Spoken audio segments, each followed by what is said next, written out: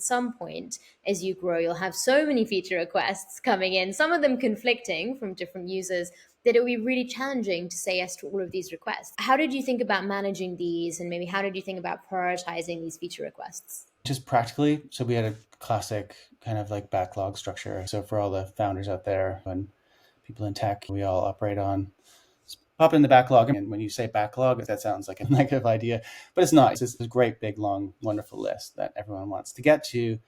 And everyone's just championing at the bit. Like, if only we could build those features right now. And of course, you have to prioritize.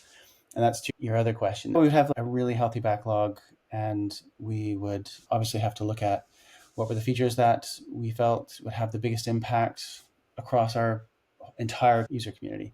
And so again, you can apply those two things. Like, we're going to do this because it makes good business sense, or we can do it because it responds to our community. Those are two very similar kind of outcomes, but it's like, again, this question of why are you doing it? Now, just before we go too far on this, it's not like this tack we've taken, or I've seemed to have gone down here, is like this earnest, there's an earnest kind of like approach to ed tech versus a business approach to ed tech. I'm not trying to necessarily paint one over the other, although I would say, I think you can tell from my kind of intonation that I think for, again, the great, successful, really large scale ed tech companies, I'll name one outside of GeoGebra, and it's not the one that I'm currently with, of course, which is an amazing company.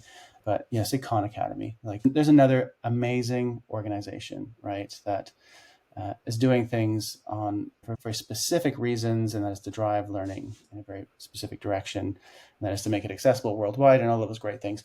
And of course, it has great business sense as an organization. They're brilliant, but their core and kernel motivation comes out of supporting the learner. And I think these are great lessons. And so there's very few companies and organizations that do that really effectively. And the ones that do are really big and have a really large, loyal community of users.